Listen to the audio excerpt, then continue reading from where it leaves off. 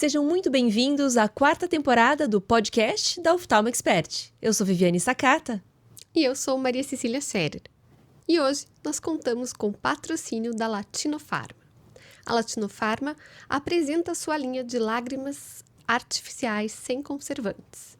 O Luna, com hialuranato de sódio de alto peso molecular, disponível em 2 concentrações, 1 mg ou 2 mg, com uma maior viscosidade para conforto prolongado.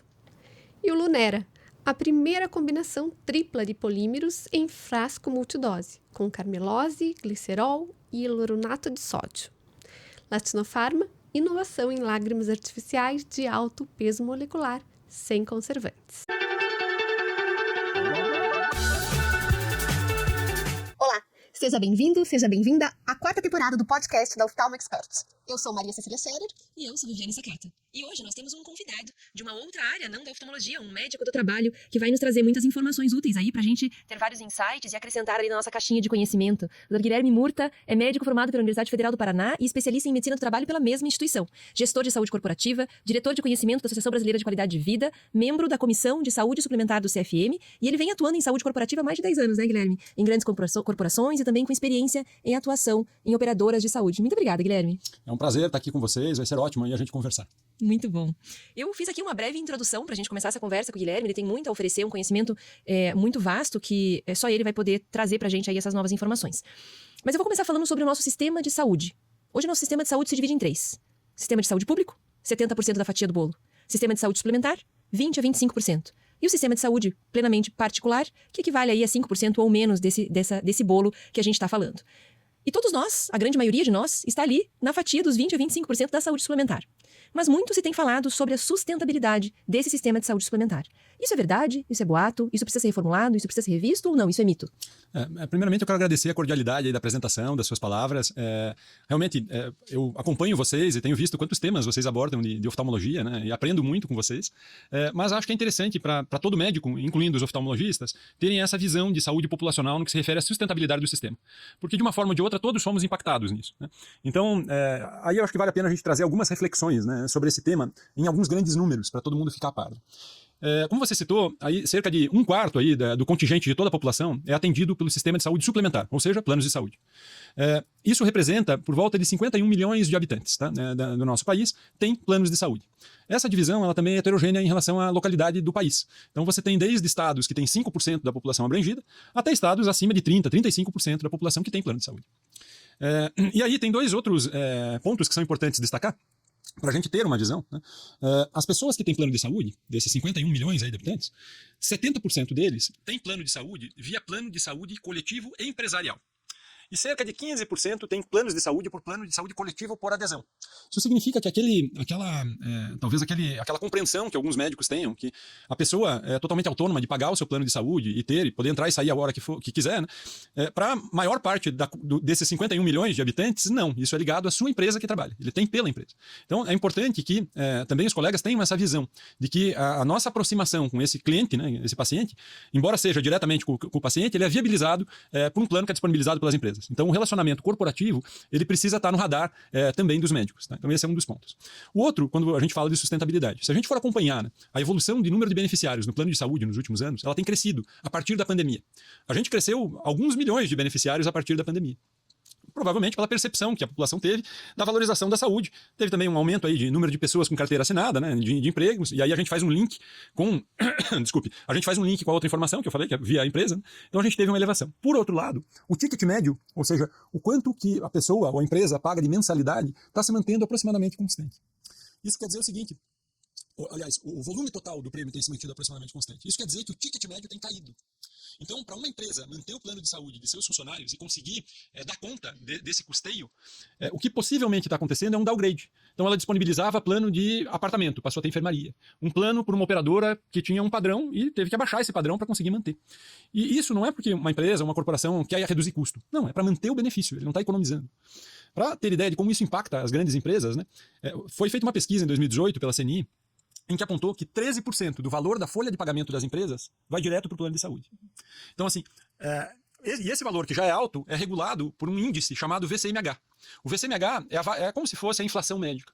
A inflação médica, se a gente for comparar com o IPCA, com esses indexadores de inflação normal, ela está 2 a 4 vezes maior. Então você imagina todo ano aumentar a conta em 2 a 4 vezes mais do que a inflação habitual, para uma conta que já é alta. Então, qual é a... Sim, aí eu vou ter que me aprofundar no que é o VCMH, mas eu já falo na sequência com certeza. Mas só para finalizar esse raciocínio. Então, assim, com o passar dos anos, né, essa conta que já é alta fica insuportável. E aí a corporação ela tem que buscar uma alternativa para manter esse benefício, que é o benefício mais valorizado pelos empregados. Né? Você trabalha numa multinacional, numa montadora de automóveis, por exemplo. Tem 2 opções para você e a sua família, você e seus dependentes migrarem. Uma que não tem plano de saúde e uma que tem. Fatalmente vai se decidir com maior atratividade no que tem plano de saúde. Então, as empresas também não têm, enxergam que esse é um diferencial competitivo importante para a atratividade de mão de obra. Mas tem esse outro ponto, que é a dificuldade de se manter financeiramente. Né? Então, os downgrades têm acontecido.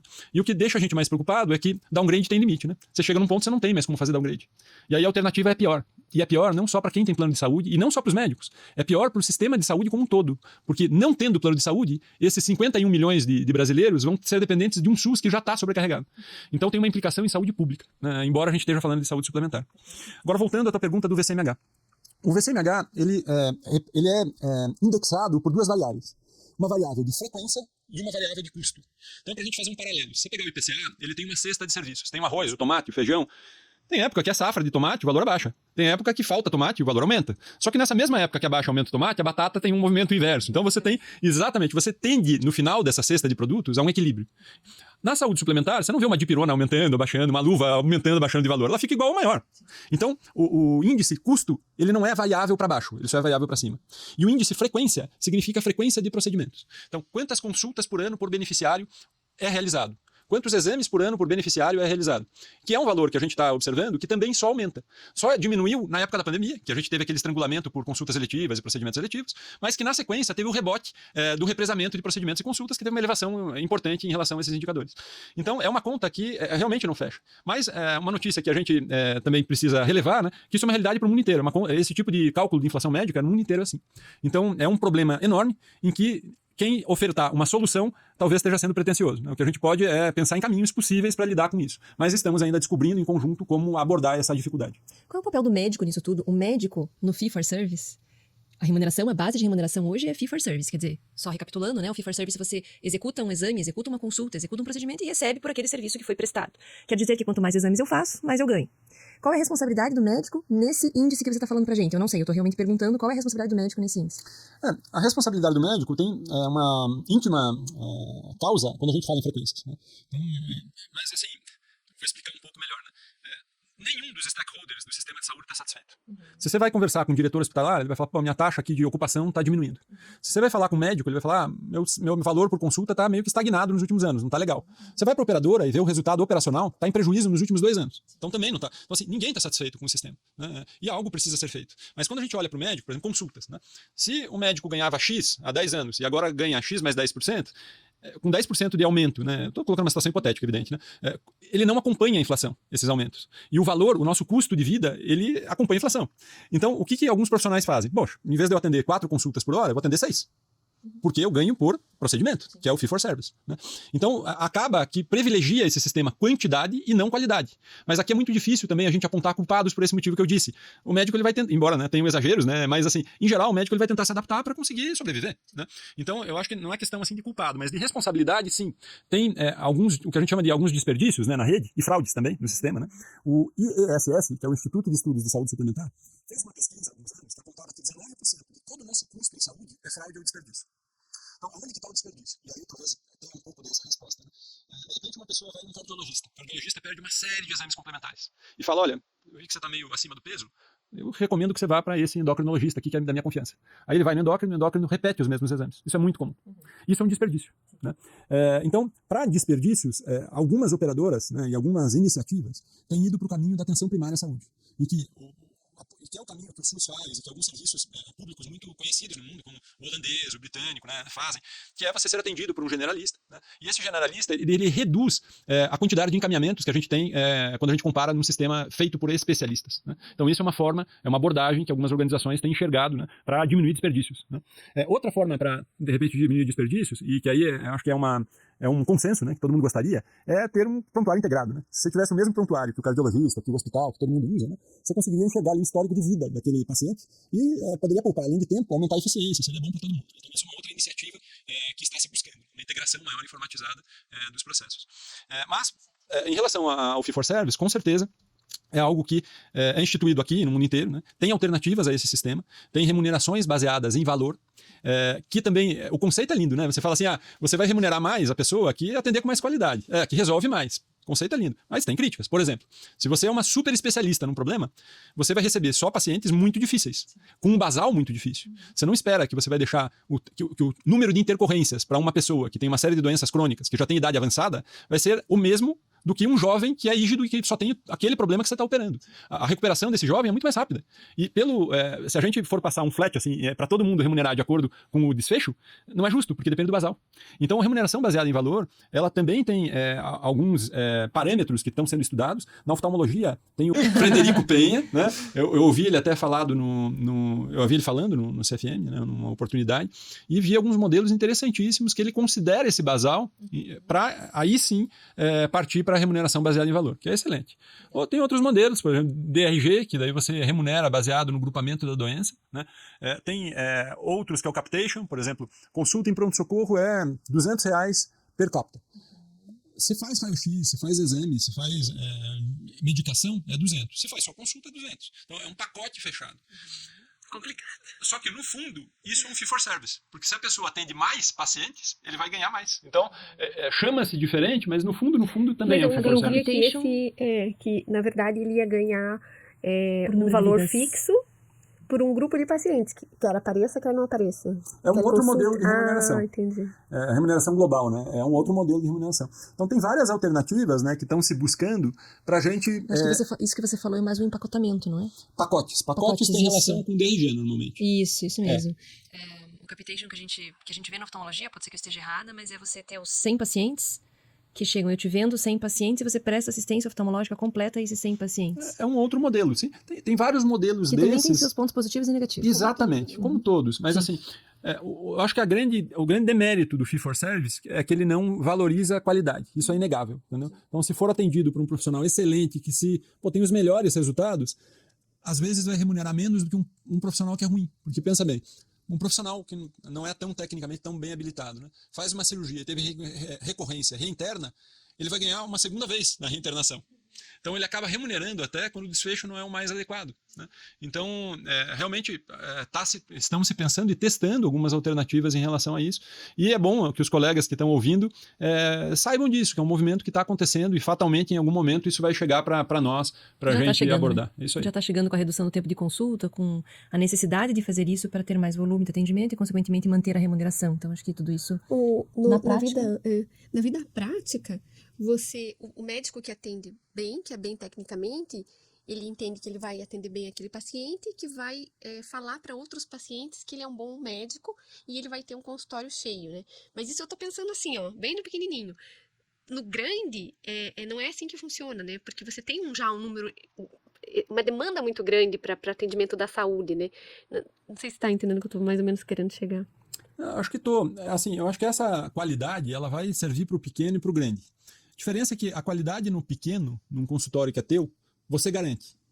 Num serviço maior, você tem que padronizar e monitorar se a padronização que você estipulou está acontecendo, porque daí você está sujeito muito à abordagem de cada profissional. Aí é uma outra vertente que tem relação em gestão de saúde populacional versus, né, a qualidade do teu corpo clínico, né? Então, é uma gestão que tem que ser feita internamente em relação a isso, né? Sem dúvida. Mas, assim, a gestão ela pode ser lidada, e eu acho que foi muito bom o teu exemplo, nas variados níveis de complexidade. Se você tem um consultório teu, todos esses aspectos que a gente está trazendo, será que vale a pena atender mais pacientes por menos tempo, ou menos pacientes e ficar mais tempo com cada um? Como que é esse equilíbrio? Isso tem que ser pesado, certamente, né? Quem atende convênios, né, também é interessante ficar a par das regras dos convênios. O médico, em geral, né, a gente é muito treinado para buscar cura, não é isso? É isso que a gente sempre é sempre treinado, né? E é a parte mais difícil, né? Mas, às vezes, a gente pode ter um rendimento diferenciado se a gente conhece as regras, que é a parte mais fácil. Só que é uma parte que o médico não está habituado a fazer. Então, como que é as regras de funcionamento do meu plano de saúde? como que são as regras da ANS. A ANS tem mais de 400 regras internas deles. Tá? Como que são as regras? Essas regras, elas nos dão, geram um conhecimento que possibilita uma negociação diferenciada às vezes. Né? Então, será que pode fazer glosa para tudo quanto é procedimento? Qual que é o limite que uma operadora pode agir em relação a glosas? Existem regras para isso. Né? Se você conhece as regras, você consegue negociar de uma maneira mais eficiente. Então, o que eu acho que, né, a gente poderia contribuir também nessa nossa conversa é convidar, né, os colegas para aprenderem mais sobre essas regras. Alguns podem achar uma tarefa meio enfadonha, né? Poxa, eu vou ficar lendo regra, eu quero atender ali o meu caso que eu fui treinado na universidade, na minha residência, né, uma técnica cirúrgica. Com certeza isso é muito legal. Agora, eu acho que a necessidade leva a isso, né? Exatamente. Porque hoje, quer dizer, o que é a realidade do médico? E eu ia dizer que essa é a grande riqueza que você traz para nós. Porque você tem a visão por todos os ângulos. Você tem a visão como médico, você já esteve dentro de uma operadora, e você tem a visão até como gestor, porque hoje você faz a gestão de saúde populacional. Então, você tem a visão por todos os ângulos. O médico, a dor do médico hoje, ele não tem uma remuneração que na cabeça dele pague as contas dele de maneira satisfatória. Então, ele atende pelo convênio, o convênio não remunera ele, não reajusta ele há muito tempo, e ele quer ganhar mais porque ele tem que... A conta continua chegando, o boleto continua chegando, então ele vai começar a achar soluções. E aí o que você está dizendo pra gente é que talvez conhecer as regras do convênio, que são ditadas pela Agência Nacional de Saúde, seja uma coisa muito útil para ser feita, para que a gente possa lidar melhor com tudo isso. Muito legal. Perfeito. E assim, cabe a gente refletir, né? Você chega num banco, recebe um contrato do banco, não estou nem falando aqui do plano de saúde. O que muitas pessoas fazem? Assinam, sem ler. Entendeu? A gente estava assinando um cheque em branco. Na saúde suplementar, infelizmente, isso também acontece. Sim. Às vezes o médico tem lá, olha, isso aqui que você tem que assinar para ser nosso cooperado ou ser nosso credenciado, né? Ela assina. Não, leiam, entendam, estudem. O que não entenderem, pergunte para um advogado ou para algum amigo que saiba mais, porque ali são os nossos deveres e obrigações. E a gente tem, sim, direitos também, né? Então, a gente tem que saber valer esses direitos, quando a gente pensa individualmente, né? Para ter aí uma vida mais equilibrada, né? O médico tem que também ficar cada vez mais atento, né, em relação à sua qualidade de vida. Como você mencionou, né, os boletos vão chegando e o médico ainda tem possibilidade de trabalhar em turnos pouco convencionais, né? Ele trabalha, sei lá, 12 horas por dia e às vezes ainda faz plantões noturnos. Claro que fatalmente vai ter um retorno financeiro, mas a que custo, né? Então eu acho que a gente talvez tenha que buscar algo mais equilibrado, sabe? E o conhecimento nos gera poder e nos gera muita propriedade para discussão de termos, para fazer valer nossos direitos, e a gente tem muitos direitos. Perfeito. Deixa eu te fazer uma outra pergunta, falando aí na manutenção da saúde, na preservação da saúde do médico, mas também da população, né? A gente vê um movimento em relação a isso, quer dizer, hoje a gente trata doença, né? A gente é louco por doença. Existe um movimento já no exterior e aqui no Brasil começando por prevenção, por participação do indivíduo no cuidado com a sua saúde, programas de saúde mental. Isso é futuro ou isso já é presente? Isso é presente, é muito presente. E assim, Vivi, eu sei que você tem uma paixão assim por inovações, né? A gente já conversou algumas vezes. Na área da oftalmologia, estão surgindo alguns dispositivos que são incríveis para a pessoa utilizar até em domicílio, transmitir à distância. A gente falou sobre isso há um tempo. Com um intuito preventivo, né? Um rastreamento inicial. Né? E eu acredito que a gente tem que estar a par e atento a esses movimentos. Quando a gente fala em plano de saúde, no fundo, o que a gente tem hoje é um plano de doença. Você tem as pessoas recorrendo ao plano de saúde quando estão doentes, né? E não de evitar a doença. Então, na área que eu atuo, de saúde populacional, a gente, claro, busca mitigar, né, situações em que há doenças instaladas ou doenças crônicas, insidiosas, né? Mas também a gente busca promover saúde para evitar as doenças. Né? Essa é uma área que eu acho que é assim, primordial, né? Você evita realmente desfechos desfavoráveis, mas aí a gente entra num outro campo, que é um outro desafio, que é mudança de estilo de vida. É muito difícil, né? As pessoas estarem se sentindo bem e conscientizarem-se que tem que melhorar. Para vocês terem ideia, a Vigitel, há pesquisas anuais da saúde e população do Brasil, né, pela Vigitel, e a última que saiu, a gente tinha em torno aí de 28% da população de hipertensos, cerca de 10% de diabéticos. Tá? E quando chegava na pergunta como que se sentia sobre a sua saúde, só 6% diziam que não se sentiam bem. Então, a gente enxerga que as coisas não batem. Por quê? Porque as pessoas têm doenças crônicas, mas só sentem ela na prática quando há uma exacerbação, quando há uma descompensação. Só que aí a doença já está instalada, né? Na oftalmologia, você às vezes enxerga isso no fundo de olho, né? Então, e a pessoa está se sentindo bem. Ela fala, não, estou super bem, mas o teu fundo de olho aqui está todo Turva um alterado. pouquinho aqui, doutora. Não é? Então Baita esses... do edema de mácula Olha lá. diabética. E aí, às vezes, até nossos recursos terapêuticos são limitados, né? Quanto mais evoluída está essa situação, né? Em glaucoma também, né? Você tem uma perda de campo visual progressiva. E como é progressiva, a pessoa não nota. Então, assim, essas atitudes preventivas, e aí eu acho que é um campo da oftalmologia que pode ser muito explorado, inclusive em escolas, desde realmente da educação dos nossos filhos, da comunidade, sabe? Para fazerem esse tipo de exame, né? Embora o fundo de olho seja um exame que a atenção primária também tenha que computar, né? Eu enxergo que a gente ainda não tem, pelo menos na minha percepção, né? Esse domínio, que mesmo básico, né? E que eu acho que o oftalmologista poderia muito bem ocupar. Né? Da mesma forma que a gente vai ao dentista uma vez por ano para fazer uma limpeza, entendo que a gente teria que cada vez mais incluir isso nas rotinas populacionais de visita ao oftalmologista. Com certeza. Fora que agora a gente tem um fenômeno que não tínhamos há poucos anos, né? Que é o uso indiscriminado das telas. Né?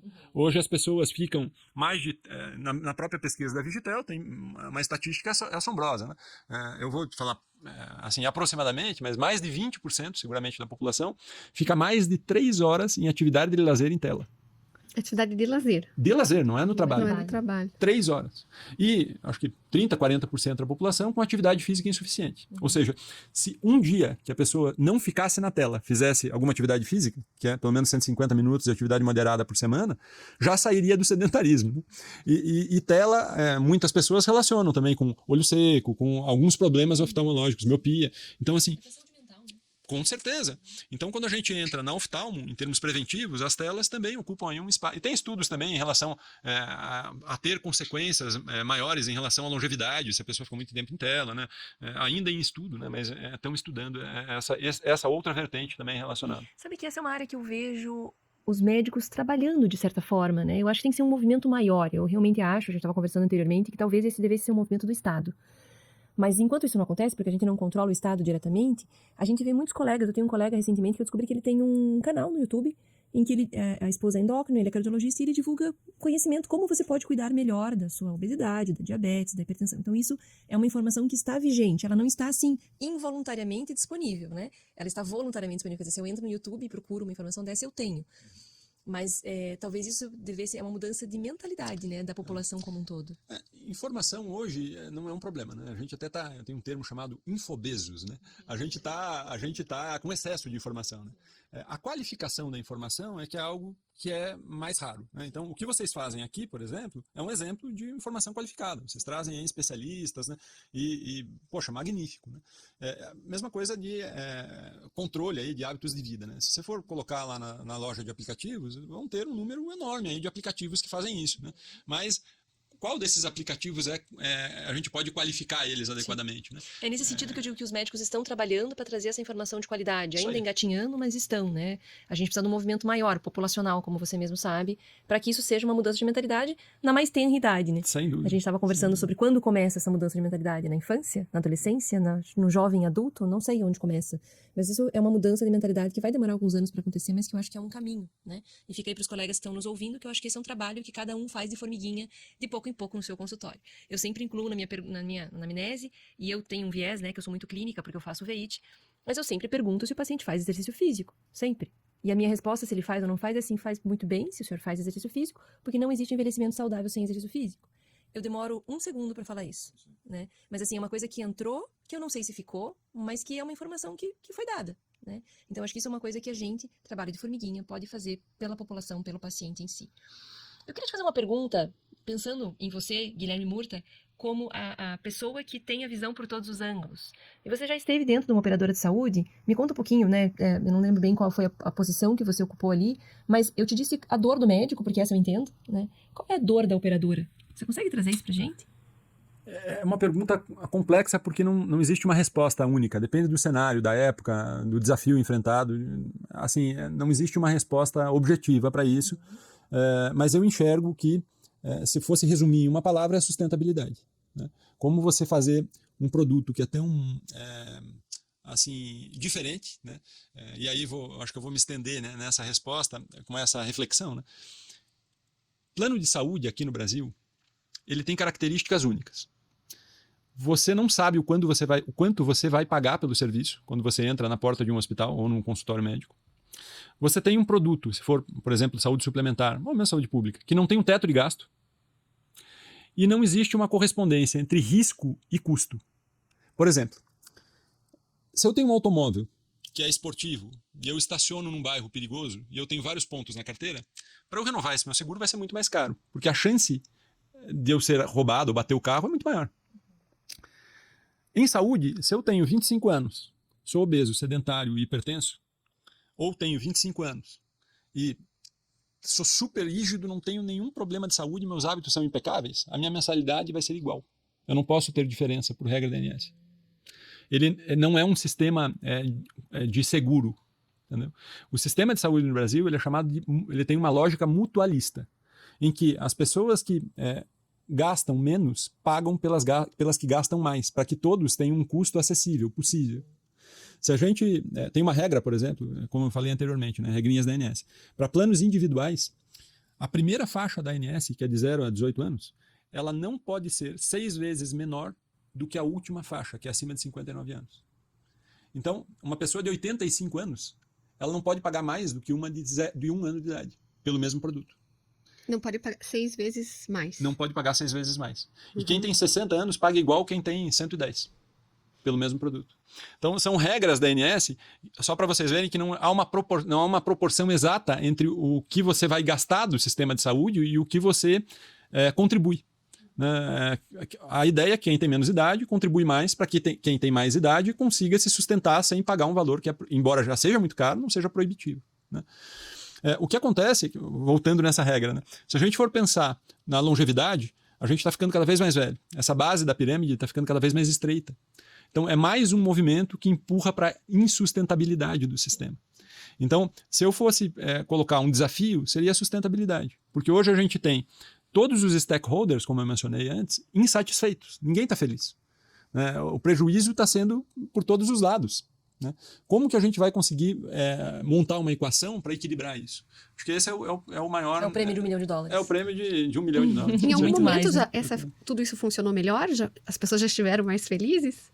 Já estiveram mais felizes. As pessoas tinham uma longevidade menor e isso já equilibrava mais a conta, né? Eu acho que são vários fatores, sabe? Em conjunto são vários fatores. Né? Se você pegar, por exemplo, inflação médica, né? O mesmo produto que custava X há 15 anos atrás, hoje o valor ele está, se a gente for comparar com outros produtos, sei lá, a gente não consegue traçar um paralelo. Ele valorizou muito mais do que o esperado, assim, entendeu? Aí você tem sim envelhecimento populacional, piora de hábitos de vida, as pessoas estão cada vez mais sedentárias, cada vez mais de sobrepeso, obesidade, predispõe a mais doenças. Então, a gente enxerga que há uma série de fatores que estão empurrando para essa falta de sustentabilidade. E tem fatores de mercado. Né? Então, hoje a gente vê que as operadoras de saúde têm diminuído em número. A gente vê várias fusões, várias aquisições que estão se aglutinando em sistemas maiores. E esses sistemas maiores também têm um poder de barganha diferenciado. Né? Diferenciado no sentido de também diminuir margens. Né? Se uma negociação, por exemplo, de uma operadora com milhões de vidas, com um laboratório X, o valor do exame vai ter uma margem diminuída. Para o laboratório vai ficar mais difícil. Eles talvez ganhem no volume, mas na margem diminui. Né?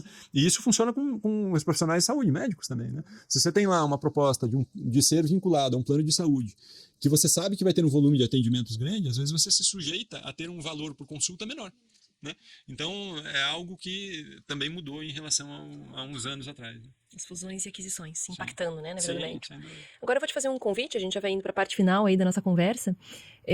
Vou te convidar para voltar para a posição de médico, né? Você tem uma esposa oftalmologista que até trabalha com a gente, e eu tô te convidando a voltar para essa posição de médico, olhando esse mercado dessa maneira que está, com uma saúde suplementar insustentável, vamos dizer assim, com fusões e aquisições acontecendo, com uma dificuldade de fechar essa conta.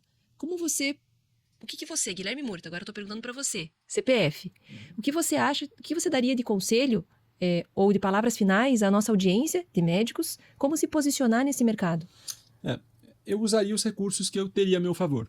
Por exemplo, se por um lado a gente está, de repente, tendo um rendimento menor por consulta, por outro, a gente tem aplicativos que podem facilitar e formas que podem facilitar a gente ter menos secretárias, por exemplo.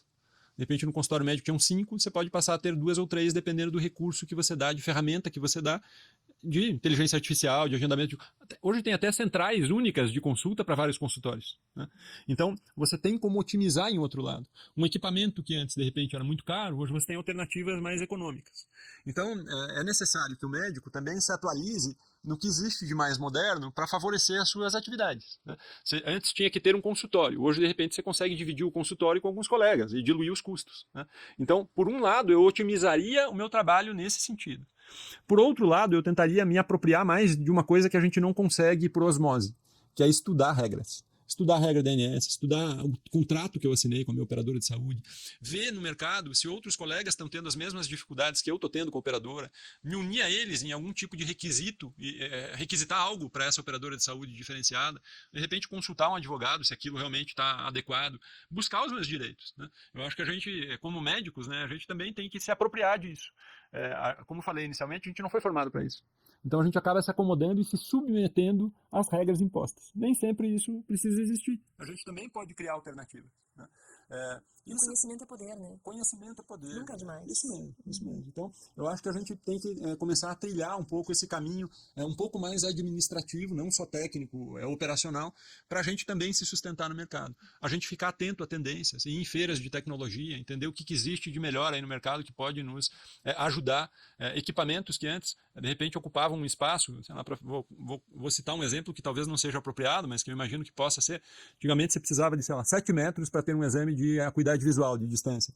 Hoje, de repente, você consegue com equipamento com uma distância menor, ou seja, você precisa de uma sala menor do que você precisaria antes, né? Então, são formas, às vezes, de você otimizar, né? E eu iria por esse caminho, assim. Muito bacana. Eu acho também que cada vez mais o médico tem que participar do negócio, gestar o seu próprio negócio e fazer parte da solução também, né?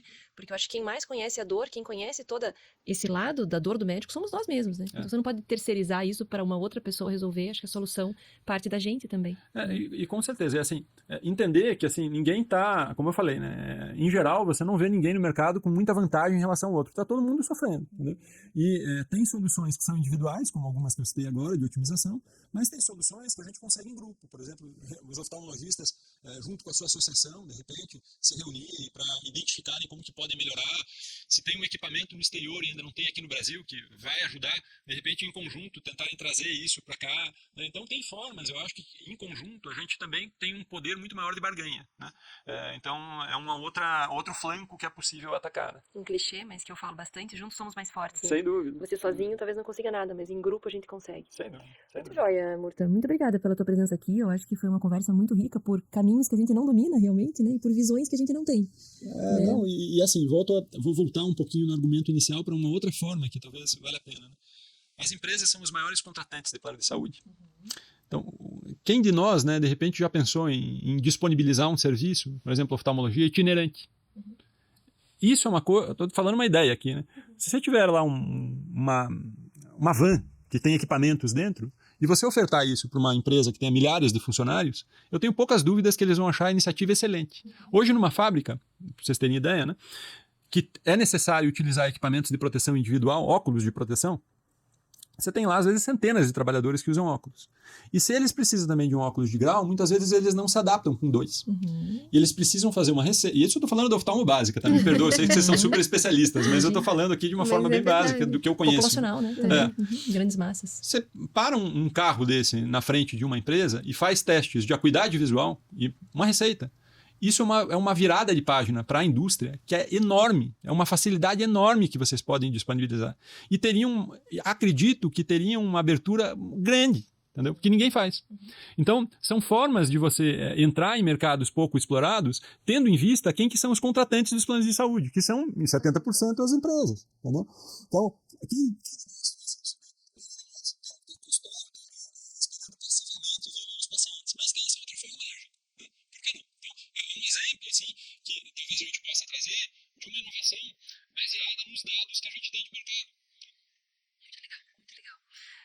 Muito obrigada pela tua presença novamente. É um prazer, eu te agradeço. Teu conhecimento vale ouro, mais do que ouro pra gente. Prazer. E você é um cara que se destaca demais, né? Com tudo que você faz e executa para a população e para os colegas médicos também. É uma honra aqui estar com vocês, eu agradeço demais aí a presença e fico à disposição do que precisarem. Muito obrigado. E é isso, gente. Finalizamos então mais um episódio do podcast da Oftalmo Expert e logo teremos mais notícias e mais episódios para vocês. Oftalmo Expert, de olho no futuro.